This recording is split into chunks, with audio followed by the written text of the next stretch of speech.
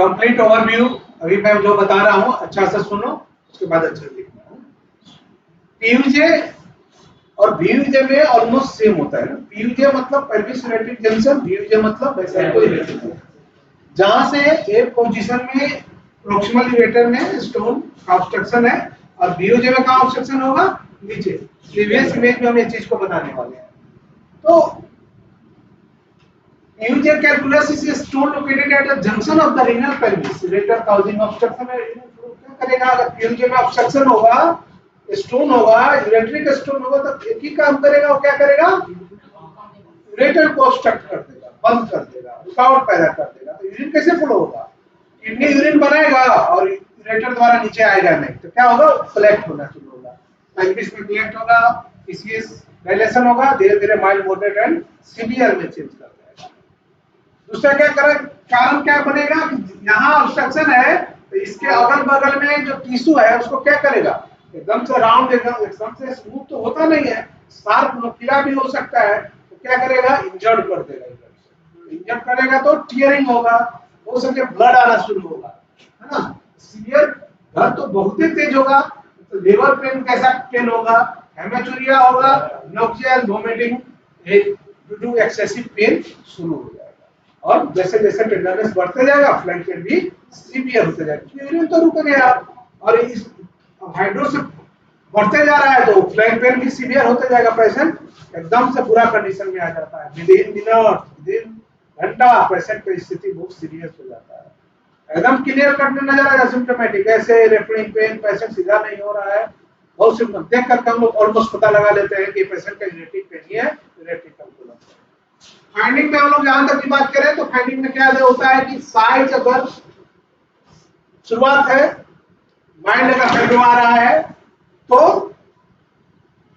Size normal होगा। इधर कुछ केसेस में मॉडरेट में भी साइज नॉर्मल होता है, जैसे सीवियर और ग्रॉस हो जाएगा तो किडनी का साइज भी ड्यू टू हाइड्रोनेफ्रोटिक इनलार्ज हो जाएगा। साइज शेप नॉर्मल रहेगा, टेक्सचर में भी कोई परिवर्तन, पैरेन्काइमल इकोजेनेसिटी में कोई परिवर्तन नहीं हो रहा है, सीएफडी भी मेंटेन्ड है, इसमें भी कोई दिक्कत नहीं है।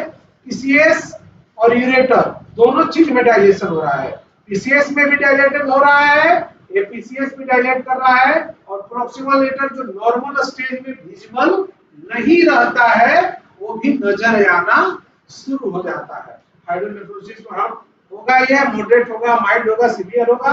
कोई एसओएल ऑलमोस्ट अगर पहले से नहीं है तो इसके कारण के चलते एसओएल नजर नहीं आता है।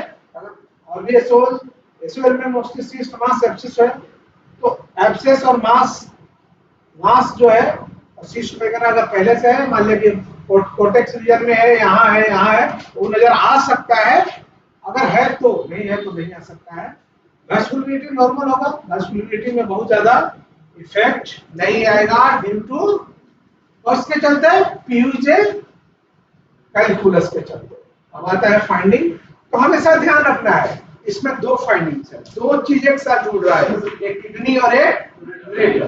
तो पहला जो हम लोग एक्सप्लेन करेंगे वो किडनी के ऊपर करेंगे। तो किडनी में क्या लिखेंगे, किडनी अपीयर नॉर्मल या enlarged in size, PCS are dilated या हाईली डायलेटेड, अगर स्टोन है तो स्टोन सीन, अगर कोई सिस्ट कॉर्टिकल है तो कॉर्टिकल सिस्ट सीन, अगर नहीं है तो नहीं, no cyst mass seen, no hydronephrosis scene,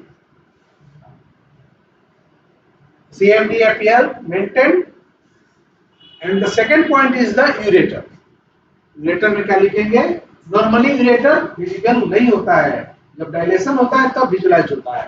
तो यहाँ डायलेशन है, ऑलमोस्ट यही डायलेशन है, इसलिए प्रोक्सिमल यूरेटर डायलेशन नजर आ रहा है। तो इसमें देखेंगे राइट या जिस किडनी में हाइड्रोनेफ्रोसिस होगा, हाइड्रो यूरेटर होगा, उसको हम दे सकते हैं डायलेटेड राइट या लेफ्ट प्रोक्सिमल यूरेटर विद एक ureteric calculus seen in proximal end of PUJ, pelvis ureteric junction. पूरा आप लोग पूरा लिखेंगे, उसको अधूरा नहीं। proximal parts of right या left ureter is dilated, a calculus या a hyperechogenic bright foci seen in proximal terminal end of ureter casting posterior acoustic shadow, अगर साइडोम दे रहा है तो, नहीं दे रहा है तो नहीं लिखेंगे।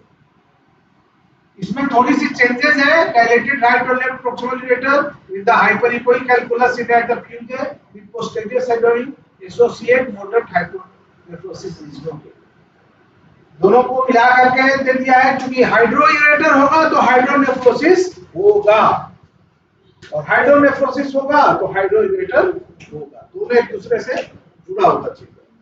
यहाँ है लास्ट इंप्रेशन। इंप्रेशन में पहला जो लिखेंगे वो लिखेंगे moderate hydronephrotic kidney with dilated right या left proximal ureter and a calculus CNAT PUJ pelvis ureteric junction।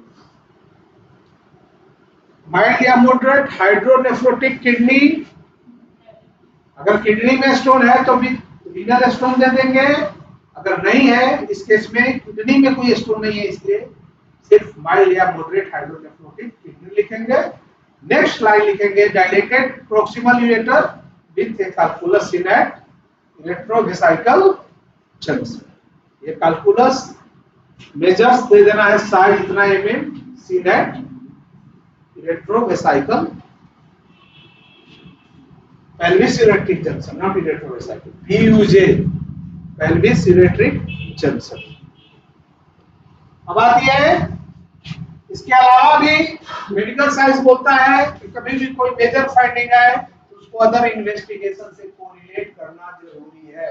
आपने किसको लाइन ऑफ ट्रीटमेंट में सर्जरी दे रहे हैं, लाइन ऑफ ट्रीटमेंट में और भी किसी तरह का अगर सीरियस केस है, स्टोन फंसा हुआ है, तो आप इसके अलावा क्या कर सकते हैं, फर्दर वर्कअप एक्सरे केओडी कर सकते हैं, आईबीपी कर सकते हैं, या अदर इन्वेस्टिगेशन मूव कर सकते हैं। एक कंप्लीट एडवाइस और एक रिपोर्ट में बहुत अच्छा से एक्सप्लेन करके लिखना चाहिए।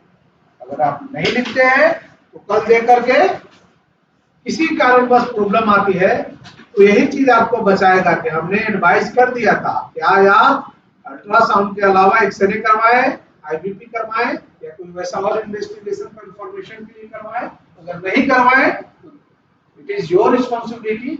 हमको जितना था उतना हमने कंट्रोल किया, लेकिन हमने एडवाइस कर दिया, इसके अलावा भी आप फर्दर जांच कर सकते हैं। एक कंप्लीट पीयूजे डायलेशन और पीयूजे इलेक्ट्रिक कैलकुलस का था। नेक्स्ट पेज में हम लोग पीयूजे कैलकुलस पर चर्चा करेंगे।